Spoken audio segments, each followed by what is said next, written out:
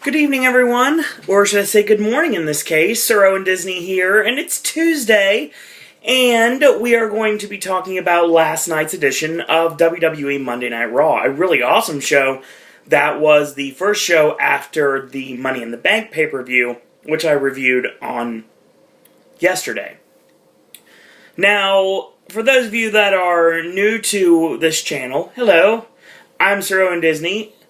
I am formerly a member of the thing they call the professional wrestling industry. I was in the wrestling business from my senior year of high school. I set up chairs. I have ring announced. I have special guest refereed, and I found out I'm really not good at it. But basically, I have made my claim to fame as a commentator as well as a heel manager. Mainly, I am a manager of tag teams, or was a manager of tag teams. So, that being said, I have wrestled in matches, I have been knocked off a ladder, and I have won matches. So yes, I have more than enough reasoning to talk about the world of professional wrestling. So that's the reason why I do this stuff. Not just because I'm a fan, it's because I have a little bit of an insight because I used to do it. So, there's always that. So, housekeeping before we get started. Well, the first thing I want to talk about right now is, I'll probably discuss the addition of Evil Dead to both Hollywood and Orlando on, the next time we chat. I don't know when that's going to be. It might be, actually be Thursday. We'll talk on Thursday, and I'll talk about a little bit about Halloween Horror Nights on Thursday, right before I get into TNA Impact. So, Evil Dead has pretty much been let out. The cat was let out of the bag via an insert in the DVD and Blu-ray of the Evil Dead that came out. That comes out today, actually. So, once that's officially announced, and after this video will be up, it'll be officially announced, and I won't be able to say anything because it's only 11:30. But this is the video for Tuesday. So, and the reason I'm doing this is because, of course, Tuesday means I work until 5, and then we're going to B-dubs, so needless to say, I won't be home till after 9, and there's always that. So, I like to get these videos out to everyone early, and you can just check this out today if you want to, as in Monday night, or you can wait and check them out tomorrow or the days after, so there's always that. More housekeeping. No luck on Grand Floridian. Actually, the villas at Grand Floridian right now for December 4th are sold out. So, I can't get a studio at this point. But, I've got someone that's desperately trying to get me in there. So, thank you out there to Lindsay. Lindsay, somebody I met on a DVC group on Facebook, and she does own at villas at Grand Floridian. So needless to say, she's trying to get me a reservation, trying to rent a reservation so I can stay at the Grand Floridian on December 4th. And that's what I'm shooting for right now. So if that does happen, I will have 12 points, obviously from my canceled Saratoga Springs.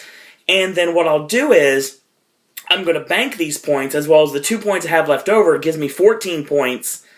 Added to the 8 points I have left over from the purchase of 20 points on eBay that I had a couple days ago, basically means that I have, let me count this, because obviously my math is horrid.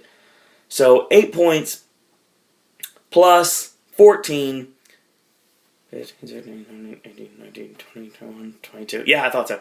22 points. So those 22 points will be able to get me into probably Bay Lake Tower on the first day before Reunion next year.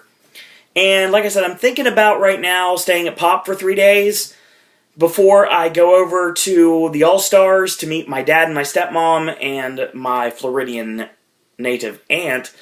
They're going to be joining me for my trip home next year. So that's what I'm thinking about doing right now. Oh yeah, I talked to Disney Dining tonight, and still no luck on Be Our Guest for my birthday or December 10th, the day that I'm going to Mickey's Very Merry Christmas Party. Still looking, so I'm going to keep looking, keep searching. Given the fact I'm one person, it might be a little easier to get me in if I go to the podium and say, hey, it's my birthday. Is there any possible way you can get me in? So hopefully that'll work out. But I do have 2 new reservations to announce as of right now. I actually booked into Liberty Tree Tavern, so I'm going to be going to Liberty Tree Tavern on September 19th, which is my first day. I'm going to be having lunch there. I'm going to be having I guess it's the Angus cheeseburger, but obviously, I don't like bread unless it's garlic, so I'm just going to get it plain with no cheese and bacon on top and some barbecue sauce, some rockin' tavern fries, and then I finally can get that ooey gooey toffee cake that I've been wanting forever, and probably get me some Patriots Punch as well, so there's always that. And then, of course, I'll be at the Sci-Fi that night because that's how we do. So, also, on top of that, on September 25th, which is my last day at Jumbo House, I'm going to be going to the Yachtsman Steakhouse. So I'm going to be going to Yachtsman at 7:45, and then after that I'm going to go back to Epcot, enjoy Illuminations, and probably ride Test Track a time or two, and maybe just bomb around and enjoy myself. So that's my plan for right now. So, here on Pop, we also have something called the Crystal Light drinking game. It's not that much right now. I'm kind of low. This is the end of my pitcher, so I need to make a new, fresh pitcher, and I'm done with this video, so that's exactly what I'm going to do. But since my throat gets dry on this video, that's how the Crystal Light drinking game works. Yes, you are literally watching me drink Crystal Light, because Crystal Light is awesome. So, Raw. Raw tonight. Where do I begin? Well, let me begin at the beginning. So, Brad Maddox comes out, and tonight is the very beginning of the Maddox era. So, the first thing Brad Maddox does, as officially the GM of Raw, is to make a match. A rematch from last night's Money in the Bank World Heavyweight Championship match between Alberto Del Rio and Dolph Ziggler. That's awesome. Before he can get any word out, John Cena's music hits, and everyone in Brooklyn just boos the daylights out of John Cena. I didn't hear really anybody cheering Cena whatsoever. So he comes out. So Brad Maddox has come up with this brilliant idea, and he wants to be the best GM of all time, and he needs to make decisions like this on a regular basis, and he very well might be. But he's got big shoes to fill, obviously, because that talks about people like William Regal and Mick Foley and Ric Flair and Eric Bischoff. So these are people that have held that position in the past. And obviously Vicky Guerrero. So, there's always that.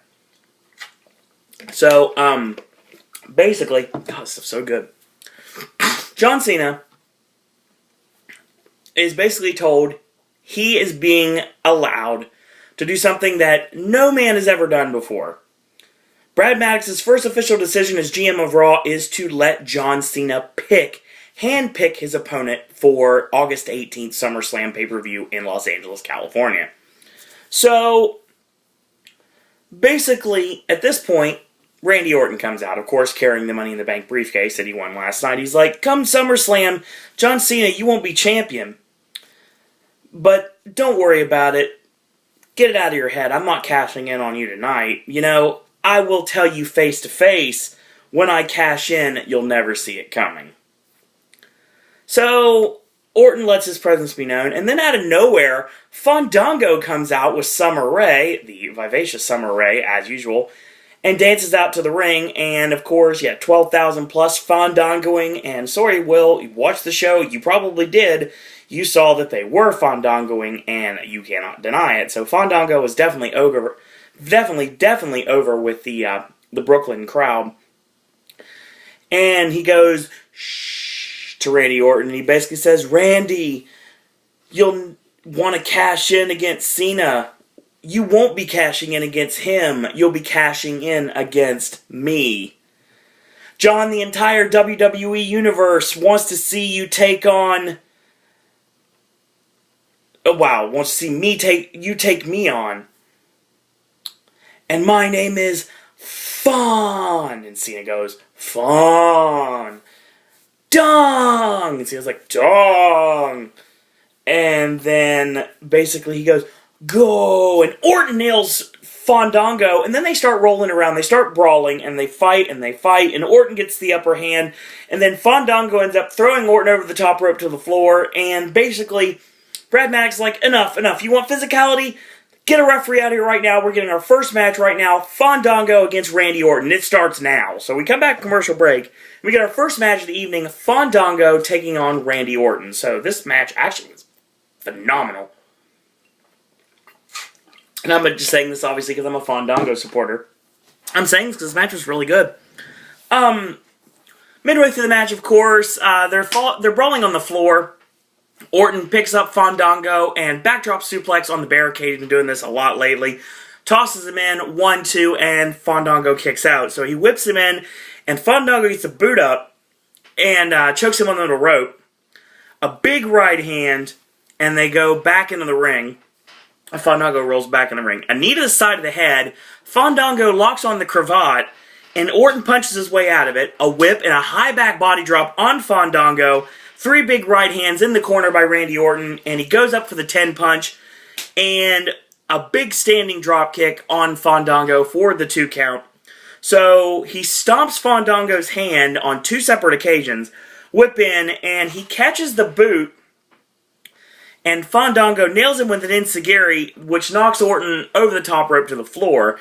So Orton gets sent hard into the ring steps, and basically we get back to live action. Fandango catapults Orton under the bottom rope, sends him throat first across the bottom rope, and goes for a pinfall 1-2, and Orton kicks out. So he goes back to the cravat, and Orton again punches out, and a big headbutt and a whip.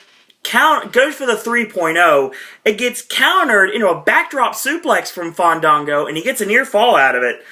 There's a boot in, and he whips him in, and a big clothesline in the corner from Randy Orton, and the exploder suplex, and he puts him on the top turnbuckle, and he goes for the superplex, and he nails it, and then Vintage Orton, which of course if you're new to pop, it's clothesline, duck the opponent's clothesline into the Samoa Joe style snap power slam, and he gets a 2 count out of that. Actually, he doesn't get a 2 count out of that. Usually he does, so I'm used to saying that. He goes for the snake bite DDT. It gets countered, and with a high kick from Fandango, he goes up top, like he's going to finish him off. He gets crotched up top. Orton grabs him for the snake bite while in the corner and plants him. Fandango reaches his feet and RKO 1, 2, 3, and Randy Orton is your winner. What a match. What a great match to start off the show. And, like him or not, and I know, Will, you don't. Obviously, you don't like him at all. Say that Fandango is the worst gimmick in the history of professional wrestling, and I have like 1,000 different things that are worse than Fandango, and that's given the fact I am a Fandango guy, and obviously the Office are Fandango supporters because he's really getting over. And he's starting to get his heat back with the crowd, and he was really over at Money in the Bank, and he was really over tonight in Brooklyn for Raw. So hopefully his push will come back. And he really hung with Randy Orton. He actually took it to Orton for quite a bit. For those of you that have not really seen Fandango outside of like squash matches and when he got beaten on a regular basis, he actually really showed a lot. He had a match against Sheamus a while back, like about a week ago. And he hung with Sheamus, like blow for blow, and he did the same thing with Randy Orton tonight. So Fandango is a comedy gimmick, but Johnny Curtis is no joke. And Fandango is here to stay, just like I said on Twitter tonight. Even though I said orphan, or I think that's what I said, ortfon, or something like that. It's trying to type on an iPod Touch. I'm sorry, guys, how it works. I have big fingers. So yeah, there's always that. So, great match. And we get backstage, Dolph Ziggler's walking, and of course he's dejected because he lost the World Heavyweight Championship opportunity last night to Alberto Del Rio via AJ Lee's interference. And basically, Dolph goes, don't worry about last night, it's in the past. And that's when we're going to leave it, in the past. It's time to move past everything. And she's like, yeah, that's right, we can do this. We can move past this, and we both can be champions. And he's like, no, you don't get it. We can move past it as in, I can move past you. So, basically, Dolph dumps AJ, leaves her speechless. And obviously this will not bode well for Dolph Ziggler in the past because, like I said before, and I said it on the video yesterday, hell hath no fury like a woman scorned for Sega. So needless to say, look for later on tonight, and I even wrote this in my notes, expect a Big E Langston to turn on Dolph Ziggler later tonight. And I'll prove it right here. See? You can't read this, obviously. Good trying to read this. But seriously, it says, right here, E to turn on DZ tonight. So yeah. Anyway, I know you probably can't read that, and I barely can, because obviously it's hard to read my own writing. So Mark Henry comes out in a suit, and he says he gave it all he had. He took John Cena to his limits. And then the fans start chanting, "You tapped out." He's like, "You know what? Yeah, I did tap out. And he'd tap all you out anyway, too." He's like, "I'm not going to make any excuses right now." But Cena has a chance to pick his opponent for SummerSlam. You know what? I want to be that guy. And here comes the Shield. This is interesting. So Shield comes out, they circle the ring like they always do, and then they jump Mark Henry, and Henry's fighting him off, and Henry's actually getting over on him for quite a while. And then Dean Ambrose jumps on his back with a sleeper hold, and basically he's not, Henry's not going anywhere. Roman Reigns spears him out of his boots and lays him out. So they pick him up and triple powerbomb Mark Henry and leave him laying so the Shield stand tall. Now what you don't see is something on the WWE app they didn't talk about. A little PS for the fans that are having the WWE app. So the Shield are basically saying that, I'm going to paraphrase here. Mark Henry represents an old dog who needs to stay on the porch. That was actually what Roman Reigns says. And basically, Mark Henry is a failure. He's a failure in every way possible. He needs to give it up because he's not going anywhere. The Shield is the future. Mark Henry's the past. And everybody is disappointed in Mark Henry. He needs to just go back and just give it up. He needs to just walk away because he's not able to fight anymore.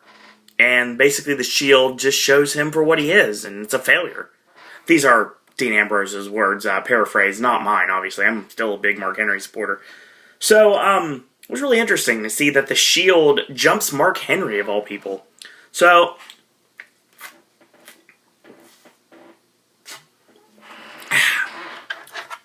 so good.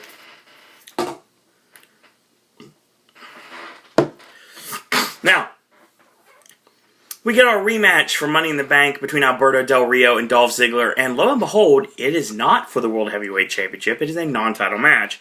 So we go midway through the match. Ziggler gets crotched up on the top rope backwards like last night, and he goes for the inverted superplex, and he hits it just like last night. 1-2, and Ziggler kicks out just like last night. Oh, by the way, you'll notice, if you watch the match at Money in the Bank, there was a few things that were different. But this match was almost identical to the match that happened on the pay-per-view. Given the fact they just apparently want to do the same match over, but switch the spots out, or maybe switch the order of things. I mean, that's pretty much what it was. It was pretty much the same match. So, he steps on the side of Ziggler's head, basically adding insult to injury, and of course, playing up Ziggler's concussion. And he chokes him on the bottom rope with his foot, and he goes for a charge. He misses Ziggler with a big splash, and then a huge clothesline off the ropes. He whips in, it gets reversed, there's a kick to the chest, and a backdrop over the top rope to the floor. And when I say over the top rope to the floor, Del Rio literally grabbed Ziggler, tossed him over the top rope to the floor. Ziggler was probably about 12 feet up in the air when he crashed down. So they get back on the floor, and Ziggler is tossed in the barricade, just like last night. And he tosses him back in, he goes up top, and there's a crown, 1-2, and Ziggler kicks out. So Del Rio goes for the chin lock, and Ziggler fights up, and he punches out of it, and basically goes for the drop kick. Del Rio swats him off, but Ziggler goes for it again and connects with the standing drop kick, and both men are down. So he charges in and goes shoulder first into the ring post, and Del Rio rolls him up, hooks the tights, but still Ziggler kicks out at 2. So a chin lock, and once again Ziggler elbows out of it, and a backdrop suplex on Dolph Ziggler, and he drops the knee pad just like he did. He goes for the GSK, and he misses, and just like last night, he tosses Ziggler up in the air about 15 feet, an elevator down, he crashes hard to the canvas below. So he stomps him on the face, nails the step-up enziguri, but he goes for it, and he gets caught this time, and Dolph turns it into a swinging DDT off the middle turnbuckle, 1-2, and barely kicks out, does Alberto Del Rio. So they trade blows, there's a whip in, a big right hand right to the face of Ziggler, pretty much staggers him and kind of screws up his equilibrium for a second. He goes for the name dropper. It gets countered in a German suplex. 1, 2, and no, kick out. So they trade blows again. There's a whip in, a big right hand on Dolph. He charges in, and he misses the Del Rio slide. And Del Rio goes hard to the ground. And basically, he drop kicks ADR off the ropes for a 2 count. He goes up. Hold on. Where are we here? The slide drop kick, the 2 count, name dropper, German 2 count, headbutts, and cross arm breaker. It gets countered to the hangman's neck breaker, a 1, 2, and a kick out. Sorry, I was going against myself for a second. So I kind of just talked over myself, so forget what I just said. So anyway, he goes for the name dropper. He misses. He gets shoved off into the corner. Step up enziguri on Ziggler, 1, 2, and he kicks out. So he gets tied to the Tree of Woe, and he stomps the chest, and Del Rio charges with the shoulder, and Ziggler flips up, and Del Rio goes shoulder first into the ring post. So Ziggler puts his leg across the back of the neck and hits the name dropper off the top, and right when the pinfall is about to be administered, there's no count, there's a bell that sounds, and all of a sudden you see AJ Lee is now ringing the bell incessantly. The referee sees this and no, the match continues. So he's basically what's going on? And he gets to his feet and bam! GSK from Alberto Del Rio, 1, 2, and 3. So after the match is over, she gets in the ring and she starts slapping the bejesus out of Dolph. And Dolph kind of just holds her back. He's like, what are you doing? What are you doing? And basically, when Dolph turns around, he runs into a giant Vader attack from Big E Langston. And he just mows him over with that huge clothesline, picks Dolph up, delivers the big ending, and leaves him laying. And AJ pulls the hair aside and kisses Dolph's lips, basically to kiss goodbye, and she walks out with Big E Langston. Hell hath no fury like a woman scorned for Sega, just like I said before. So, that was that. And, the heel turn with Del Rio obviously was completely completed at Payback. The face turn for Dolph Ziggler is 100% complete now. Obviously, he's a babyface with the crowd, and now he does not have AJ. So, I don't know what they're going to go do with AJ and Big E Langston, but obviously Big E is going to be going after Dolph, and I'm pretty sure that's going to happen sooner rather than later. We talked about that, and I think that's going to happen. So that was that. Well, the next segment for the night, I love this. This segment's awesome. So R-Truth comes out. We haven't seen him in quite a while. And, oh yeah, if you're wondering, it's a Minute Maid blueberry pomegranate juice. Obviously you know how I am when it comes to blueberry pomegranate juice. So, R-Truth comes out, and he does his what's up, and the crowd are kind of, half into it, half not. And then all of a sudden, the music comes to a stop, and you see kind of, jumbled, blurred, and, kind of like how you used to watch the pay-per-view channels when you were a kid. Kind of like it's scrambled, is basically what it was. And then you see Bray Wyatt lighting the lantern with Luke Harper and Eric Rowan behind him. And he says, we're here. And then, oh my God, Mark Crozer's Live in Fear, which used to be called Broken Out in Love, starts to play. And the Wyatts come out. Of course, Bray is holding the lantern that everybody on the internet is complaining about due to the fact that there is a light bulb in the lantern. But obviously you're not going to have an open flame. I know Kane has pyro, but you don't have an open flame out in arena. Obviously there's probably fire hazard laws and building inspector, building code laws, so you can't really do that. So he carries the lantern. It's still an intense entrance. So he carries the lantern out. And in the, unbeknownst to everyone obviously, the trademark rocking chair of Bray Wyatt is on the ramp at this point, and he sits down on the ramp. And when the lights come back on, he's rocking in his chair, and Rowan and Harper are in the ring with Truth, so they jump him, they beat him a bit, they drag him out of the ring. So Bray Wyatt gets up, he walks into the ring, he's got a microphone. This is going to be great. They be lying to you, man. No such thing as a hero.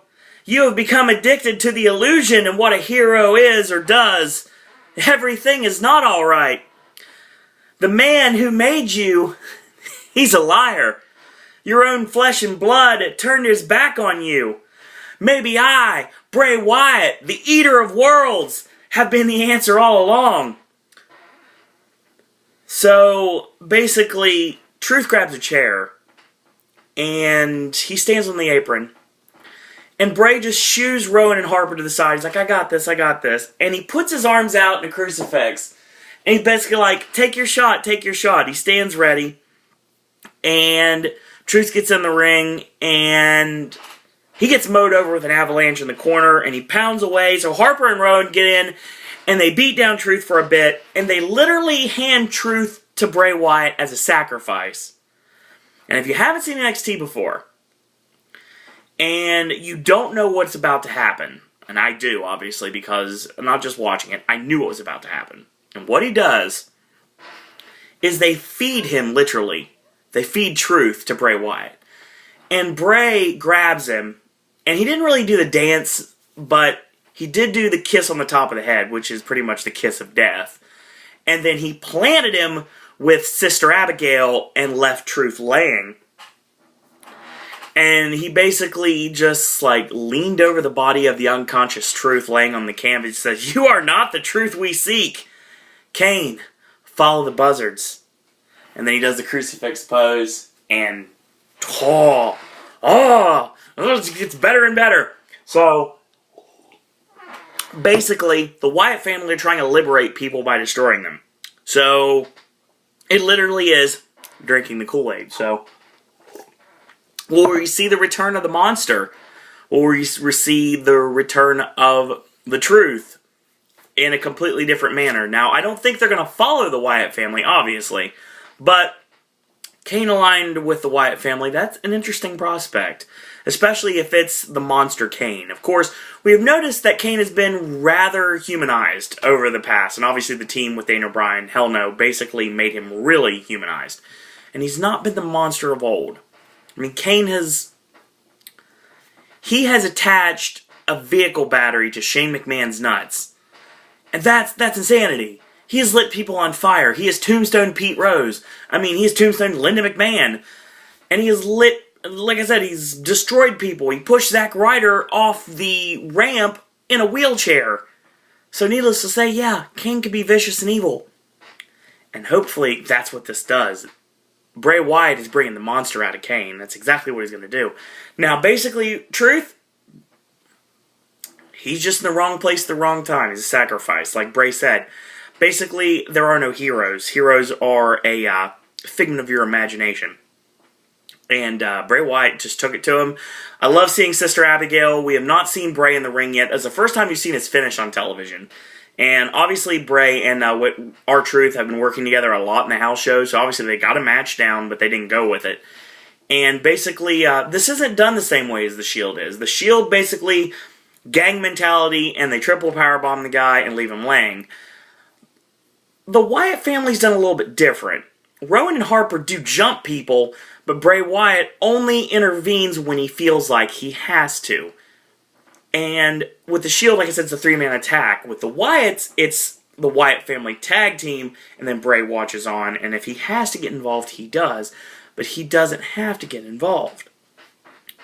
So, will be interesting to see where we go from here. If the Wyatts are going to show up on SmackDown, I hope so. Except that means if they show up on SmackDown, that means there's a possibility they're going to be at the SmackDown we're going to be at on October 8th in Columbus. So, we get a tag team match that is voted upon by the WWE Universe on the WWE app. The Real Americans, Zeb's Militia, Antonio Cesaro, and Jack Swagger taking on either the Tons of Funk, the Primetime Players, or Jimmy and Jay Uso. So, obviously, the universe votes the Usos. We go midway through the match. I didn't realize how far I was in this match, actually. I usually start writing right away, and I was kind of waiting for a big spot, and a couple came, and I was like, nah, it's going to go a little longer. It didn't. So, this is what I've got for this match. And, Jay hits a flying body press on Cesaro, and Cesaro kicks out at 2. There's a savate kick on Jack Swagger, so he gets knocked off, and he's not going to be a factor anymore. But he gets thrown out of the ring by Cesaro, knocked to the floor, and he goes for the deadlift gut wrench. And then he picks him up. He gets countered into a stack-up roll-up by Jey Uso, 1, 2, and 3, and the Usos defeat the Real Americans. So the push for the Usos as a tag team continues. Again, I don't have a problem with that. So, Damien Sandow comes out. Of course, he's carrying the Money in the Bank briefcase, which, it's still the gaudy blue SmackDown briefcase. I mean, a lot of people were talking about having it being like a rich, fine Corinthian leather attaché case, or a Halliburton, or just something that looks a little bit more, I hate to use this terminology, but regal than the tacky blue briefcase. But it was not to be, and he carried out the regular blue briefcase. And he comes out in a match against Christian. And Christian nails a Tornado DDT on Sandow. Sandow kicks out at 2. A whip in, reverse, and a big flying forearm off the ropes. And goes for the 10 punch on Sandow. Ducks the clothesline, drop toe hold on the middle rope, and Christian leaps over the top rope and nails the right hand on Sandow. He goes up top, flying body press, 1, 2, and no, he kicks out. So Sandow goes for the Terminus. It gets countered, shoves off into the middle rope elbow on Sandow, and he goes for the kill switch. It gets countered into the side California leg sweep. He readies for the Kobito Akiette, and he gets rolled up with a jackknife cover from Christian. 1, 2, 3. So Damien Sandow loses his first match as officially the Money in the Bank briefcase holder. So it's interesting. And after the match is over, Cody Rhodes shows up out of nowhere, spears his former Rhodes Scholars partner, and starts pounding away on him. Sandow escapes with the briefcase, and Cody is left in the ring, out of breath, wondering what happened. So I talked about it on the video for Money in the Bank last night, and I want to talk about it again. Basically, what we're looking at right now is the fact that you're going to see the former Rhodes Scholars battle against each other. And again, I don't have a problem with that, because Sandow's going to get cocky, and basically what's going to end up happening is he's going to just put the contract up, and he's going to be like, I know I can beat you because I'm the intellectual savior of the unwashed masses. And Cody's going to beat him. And he's going to take the case, and then he's going to cash in. So I'm pretty sure that's what's going to happen. I don't know if Sandow, or you could go another way with Sandow still winning. He doesn't put the case up. He still feeds with Cody, and he still tries to cash in. And maybe Sandow, just like, I believe Jeff Jackson actually said it, that Cody Rhodes it's a long day. Sandow cashes in and doesn't win. So, oh yeah, here it is. It's official as of this very moment. So let's find it. Where are you? Where are you? There it is. It's official. It's 12:08 a.m. I don't care. It's officially been announced. Just like I said a little bit ago, Evil Dead is the second house announced for Halloween Horror Nights 23. So that's going to be officially announced. It's both a dual house for both Orlando and Hollywood. And I think in Orlando it's going to share, I think it's Soundstage 21 with Cabin in the Woods. You're going to have two cabins in the same soundstage. But I just wanted to talk about that. I figured out that's what it was going to be. But I didn't want to make a mention in the middle of this report, but I had to because obviously we had to bring it up, and I just wanted to get that out. So that's it. So Evil Dead coming to Halloween Horror Nights. It's going to be interesting. So, next match of the evening was a match basically just to put over the Total Divas reality show on the E! Network. Brie Bella taking on Naomi of the Funkadactyls. Brie with two leaping stomps to the lower back and a hair mare on Naomi, and she locks in a camel clutch through the ropes, and she brings her back in 1-2 and kicks out, and nerve hold on Naomi. She elbows out, big sunset flip and a near fall. So a clothesline from Brie. She goes right back to the nerve hold. Naomi elbows out and a snap Rana and a big drop kick, and then another one, and then she nails her with the rear view, and backdrop lands on the apron. She goes up top, flying body press, which I've seen a lot lately, and she gets the pin. So yeah, that was about nothing. Here's the segment next. CM Punk comes out, limping. He goes, I know Paul Heyman and Brock Lesnar are in this building, and I'm not going to wait anymore. Come on out, boys. So Heyman shows up, stands at the top of the ramp, and he says, I'm looking at an empty ring. Because in my world, you don't exist. See, we were the best in the world. Without Paul Heyman, CM Punk, you're not the best in the world. You failed us when you couldn't beat The Undertaker at WrestleMania. You think you're better than me. So, I manipulated you. Because you can now never claim that you dumped me. I was the one who dumped you. You've got no family. No friends. No wife. No children. All you have is the fans. The WWE Universe. All you want and crave in this world, and all you need is that WWE Championship. You took my best friend away from me, so I took that title opportunity away from you. That sounds kind of familiar. I think I've actually used that line before. A version of it, at least. So, I betrayed you. Why? Punk, the simple fact of the matter is, because you can't beat Brock Lesnar. Punk's like, are you done? You know, the truth does hurt. That is true. Damn it, Paul, I trusted you. You know me better than anyone. But you also know that I will not stop until I get what I want. I'm the most relentless human being on the face of planet Earth. I'm gonna get you. I swear on your children and every single one of your associates. Your friends, your clients, your family.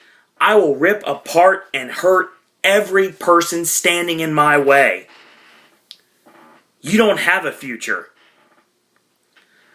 I'm going to burn your life down and everything in it, like a cane field in a high wind. Obviously, that's a secret window. So, and then I'm going to leave you the last man standing. And then I'm just going to torture you, bit by bit. And you know, tell me, you son of a bitch. And of course they bleep out bitch because it's the PG era. Am I lying? Paul's like, no, you're not. So, you say I don't have a future. Well, you know, I can read your immediate future. So, he kneels down, puts his hand in a circle, he taps on his wrist and yells, it's clobbering time. And Brock Lesnar's music starts. Lesnar comes out. Heyman strikes him from behind, and basically Punk goes to the floor and battles with Lesnar. So they brawl, and Punk gets hit hard in the barricade, and then they brawl with Lesnar. Punk gets on top momentarily, and Lesnar takes Punk, tosses him over the announce table, and basically Punk doesn't want to give up. He want to keep fighting, obviously. So he stands on top of the table, dives off, and Lesnar catches him, rams him back first into the ring post, picks up Punk, and F5s him on the table. And it must be a Japanese table because it doesn't break. And Heyman is yelling, stay out of my life. A very, very intense, very personal, very shoot-style segment. And I loved every second of it. It was a really good way to get into the rest of the show. So we got one match left. It's our main event of the evening that was made by our new Raw General Manager, Brad Maddox. And it was Rob Van Dam versus Chris Jericho. Oh, buddy. This match was awesome. So, let's talk about it, shall we? So, basically, there's a backdrop suplex from Jericho, and a kick to the spine. Jericho kicks him in the lower back, and then goes to the chin lock. Van Dam gets to the ropes, actually gets his foot on the bottom ropes, and the referee calls for the break. A whip in, and a kick to the chest. Jericho gets nailed with a clothesline, and Van Dam shows his strength and agility and his flexibility, and foot chokes him in the corner. A whip in, and he misses the charge, and knocked her out to the arena floor. So Van Dam comes out to fight him, and he kicks him off the apron, and he lays him on the apron, like he lays him across the apron. Van Dam gets back in the ring, slingshot into a leg drop on the apron, And when we get back to live action, Van Dam's got a body scissors on Jericho in the ring. So a whip in, it gets reversed into a roll-up, turned to the walls of Jericho. The walls of Jericho gets reversed into a slingshot, and a very awkward one. Okay, so he goes for the slingshot, and he flips Van Dam in. And Van Dam, to his credit, goes into it upside... Okay, this is the body. This is how... I'm trying to figure out how to... Okay. So this is how you flip. So you land on your feet. You're supposed to go like this. You're supposed to crash in the corner like that. Well, Van Dam is folded like this and crashes in pretty much upside down. It was a very awkward bump for Van Dam. It really was. I'm not exactly sure where we're going with that. But anyway. Catapult to the bottom rope, just like Fandango did to Randy Orton in the first match tonight. And dropkick sends Van Dam to the corner. Oh, sorry, to the floor. So Jericho pulls him up on the apron and tries to suplex him back in. Van Dam blocks it, tries to suplex Jericho to the floor, blocked again. Jericho suplexes him back into the ring. Van Dam ends up landing on his feet, nails a spin kick on Jericho, 1-2, and Jericho kicks out. So he goes back to the body scissors, something you don't see from Van Dam very often, technical wrestling. So Jericho locks in a head scissors. It gets rolled up into a pin for a 1 count. And Jericho powerbomb counter on Van Dam, 1-2, and Van Dam kicks out. So there's a knee lift from Jericho, and there's a huge chop, whip in, and he goes for the drop kick. Van Dam hangs back, he telegraphs the drop kick, and he goes for Rolling Thunder, and Jericho ends up sliding under the bottom rope and breaking the momentum. So he's close to the ring apron. Van Dam back kicks him in the face, nails a standing moonsault off the apron, and he tosses him back in. He goes up top, nails a leaping kick, 1, 2, and Jericho kicks out. So he chokes him with the boot again, and shoulder block, backflip, going for the charging shoulder block, but this time, Jericho telegraphs it, rolls out of the way, and he goes shoulder first into the post, and he nails a single arm DDT on Rob Van Dam. Into the armbar. Van Dam elbows out. Whip in. Reverse. Charging wheel kick into the corner. Clothesline. A spin kick from Rob Van Dam. He gets caught with 2 shoulder blocks. Tossed over the top. Basically, Jericho heads up top. Crowns Van Dam. Facebuster. Goes for the lion salt. He moves out of the way. Rolling Thunder from RVD. 1, 2, and Jericho kicks out. So a whip in. Reverse. Nice back elbow. And there's a boot and a spike DDT on Rob Van Dam, 1, 2, and kick out. So, like before I talk about the rest of the match, no one spikes a DDT like Rob Van Dam. He literally is completely vertical when he sells, and it's basically like an exclamation point when he lands. It looks vicious every time. Jericho double legs him, goes for the walls. He gets countered out. Van Dam plants him with a savate kick, and Van Dam is now busted open. His forehead is busted open, obviously, from the brutal Money in the Bank match on Sunday night. So a whip in, he catches the boot, he gets thrown in the corner, split-legged moonsault, and Jericho's out of the way this time. Lion Salt finally connects, 1, 2, and no, Van Dam kicks out. Van Dam with a straight kick to the face, goes for the 5-star, gets crotched up top, goes for a superplex. Van Dam punches off, and front flip into a somersault senton off the top rope, 1, 2. Van Dam only able to get a 2.5 count right there. He goes for a Rana, gets countered to the walls of Jericho. He crawls the ropes, finally breaks the hold, and he makes it. He goes for a boot. Jericho gets his boot caught, steps over into a spin kick, goes up top, 5-star frog splash, 1, 2, 3, and Rob Van Dam wins his first match back on Monday Night Raw. That's why Sir Owen Disney's a commentator, folks. So, final segment of the evening. I'm just going to wrap it up this way. So, John Cena is going to announce his SummerSlam opponent. Every member of the WWE roster, the Brooklyn Brawler is even out there, and they're out there with the exception, of course, of The Shield, the Wyatt family, and CM Punk and Mark Henry, of course. Punk and Henry selling injuries, and Brock Lesnar not out there either. But the majority of the roster's out there. So John Cena's like, I'm going to go through all the superstars, and he puts under 3-man band, and he talks about Ryback, and he mentions everyone. He's like, did I forget anybody? And the fans are chanting, yes, yes, yes, yes, yes. And he's like, no, okay, there's no one else I'm missing. And they're starting to chant Daniel Bryan, and Cena's like, okay, I respect the beard, but is there anybody else? They're like, okay, I made my decision. I'm finally going to make my decision. And this man, who's going to face me at SummerSlam, is very deserving. And I choose to face me at SummerSlam, of course, to build the anticipation, Daniel Bryan. So the fans go absolutely insane.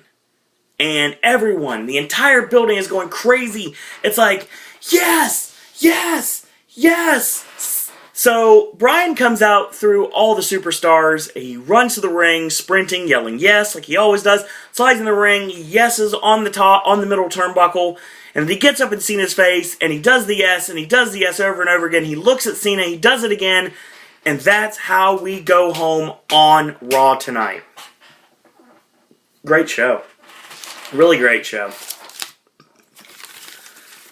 So what do we learn tonight, boys and girls? Well, Brad Maddox is quite a general manager to start off the show.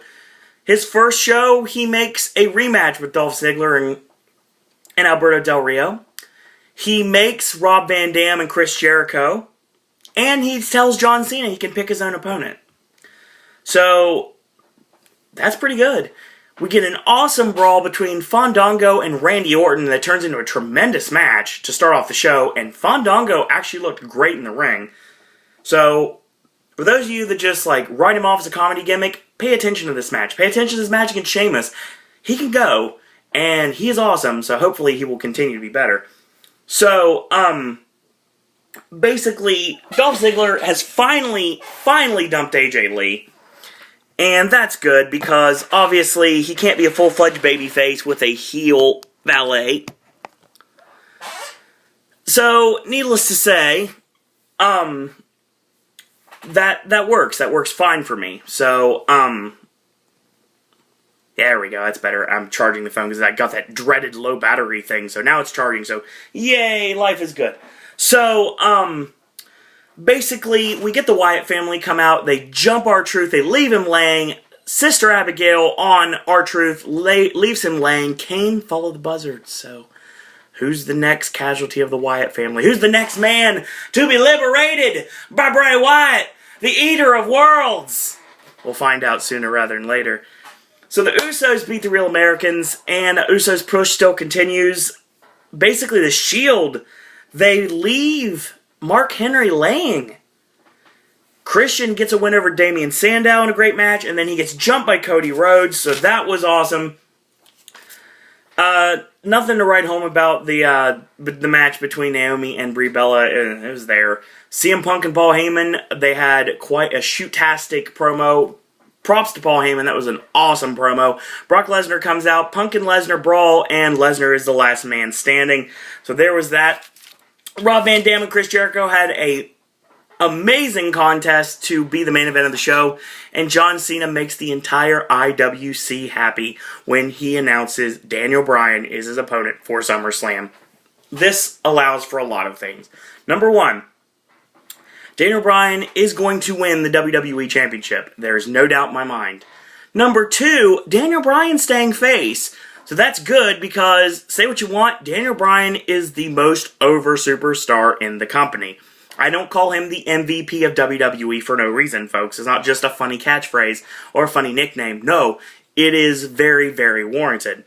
So, that was Raw, and that was awesome. And we're going to get Cena and Bryan, and then hopefully Randy Orton will not cash in after Bryan beats Cena. And actually, Jeff Jackson said it best on Twitter and Facebook. I think it was Facebook. Sorry, it's not Jeff on Twitter. So he said it on Facebook, and I'll go with this, and I think it makes a lot of sense. It's all about Bryan chasing. I think what's going to end up happening, and I'll agree with Jeff Jackson on this, so I'll give props to JJ on this, because JJ came up with this. And I'm going to roll with it, because it makes total sense to me. What's going to happen is, I think Bryan wins, he gets his moment in the sun, Orton cashes in a Survivor Series, it beats Bryan, and then Bryan wins the Royal Rumble, and Bryan beats Orton for the WWE Championship at WrestleMania. That's what needs to happen. That's what should happen. And it's all about the chase. And I think Dolph Ziggler is going to do the same thing, but it's going to be with the World Heavyweight Championship. So that's going to be what I'm talking about. So that was awesome. And Raw was really good tonight. So no complaints. No complaints at all. Everything was done right. Interesting to see what's going to happen on SmackDown this week. We're going to find out in a couple days. So that was Raw. If you like these videos, thumbs them up. Do leave a comment. You don't get very many, but I do get a couple, so thank you out there for leaving comments. If you want to subscribe, you can. We are 9 subscribers away from the vaulted 100 subscribers up. Of course, I want more than that, but I want to get 10,000 views and 100 subscribers before I go home. And considering the fact that it's 65 days from today, I don't think that's too much to ask for. So I'm pretty sure, actually I almost guarantee it's going to happen. So it's going to be awesome. So if you like these videos, retweet them. Share them on your social media. Talk about them on Facebook. Talk about them on Twitter. Talk about them on Instagram. If you want to do them that way, you can put them on message board, bulletin boards, chalkboards. I don't care. Just tell everybody. Tell your friends. Tell your enemies. Tell anybody you want. Just get the word out about the Popcaster Revolution. If you want to be part of this Popcaster Revolution and become a Popcaster yourself, send your videos, send your submissions, send anything you want to me at SirOwenDisney@gmail.com. Or if you want to tweet me, you can. You can follow me on Twitter. It's SirOwenDisney. And also, you can find me on Facebook at Owen Disney. So, thank you guys and girls out there for watching. And until tomorrow, boys and girls, that's all I got to say about that.